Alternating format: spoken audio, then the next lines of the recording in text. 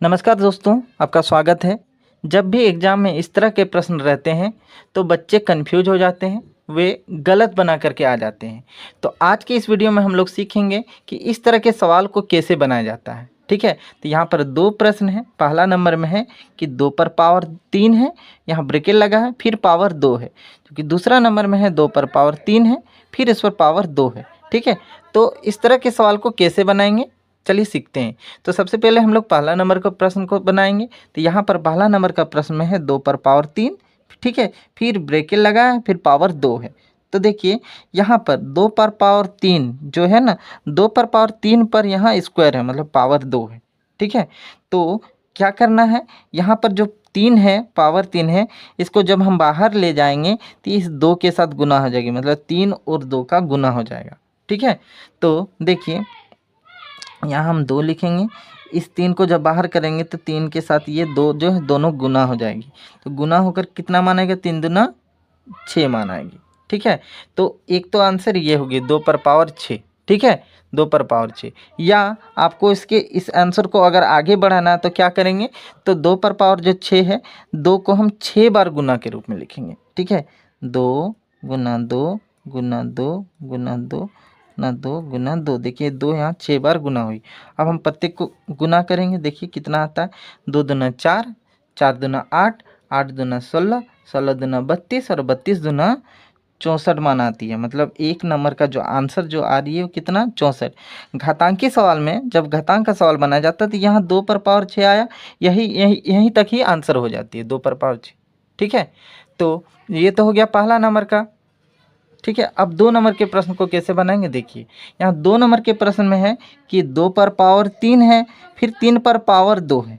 ठीक है, तो हमें यहाँ पर क्या करना है, यहाँ जो पावर इस जगह 3 है, इस 3 पर पावर 2 है, पहले इसको कैलकुलेट करेंगे। तो 3 पर पावर 2 हम इधर कैलकुलेट करके देखते हैं। 3 पर पावर 2 मतलब 3 गुना 3, इसका गुना करेंगे तो 3 तिया 9 मान आती है। ठीक है, 3 तिया 9 मान आती है 3 पर पावर 2 का। तो इस 2 को लिख देना है, और ये जो 3 पर पावर 2 है ना, 3 को हम 2 बार यहाँ गुना किए हैं तो कितना मान है, 9। तो ये 2 पर पावर 9 हो जाएगी। ठीक है, यहाँ 3 का हमें स्क्वायर पहले करना है, इस 2 को उतार करके 3 का स्क्वायर, तो कितना 9। तो ये यहाँ पर कितना वैल्यू है, 2 पर पावर 9 मान आ रही है, जबकि पहला नंबर में 2 पर पावर 6। ठीक है, तो 2 पर पावर 9 इसका आंसर आ गया। आप इसे आगे भी बढ़ा सकते हैं, 2 को 9 बार आप गुना करके जो वैल्यू होगी वो लिख सकते हैं। ज़्यादातर घातांकी सवाल में यहीं तक ही करना होती है। ठीक है, यहाँ पर 2 पर पावर 6 पहला नंबर का आंसर है, तो दूसरा नंबर का 2 पर पावर 9। अगर आपको ये दोनों प्रश्न समझ में नहीं आए हैं तो चलिए और आगे बनाते हैं सवाल को, ताकि आप अच्छा से समझ सकें। देखिए यहाँ पर 3 नंबर में ब्रैकेट नहीं लगा है, जबकि 4 नंबर में ब्रैकेट का उपयोग हुआ है।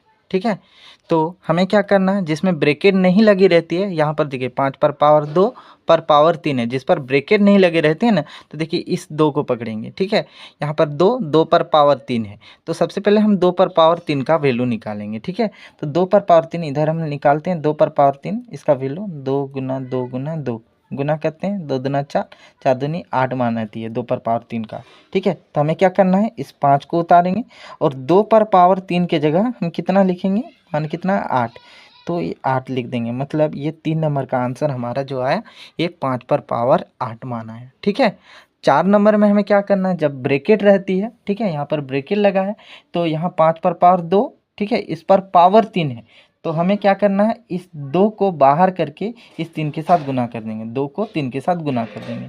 ठीक है, तो देखिए हम 5 लिखेंगे और 2 को जब 3 के साथ गुना करेंगे, ठीक है, तो 2 तिया कितनी मान आती है, तो 6 मान आती है। तो 4 नंबर में 5 पर पावर 6 मान आंसर आया। ठीक है, जबकि 3 नंबर में 5 पर पावर 8। इसी तरह से सवालों को बनाया जाता है। उम्मीद करता हूँ कि आपको इस तरह के प्रश्न समझ में आ गए होंगे। तब तक के लिए इतना ही। देखने के लिए धन्यवाद।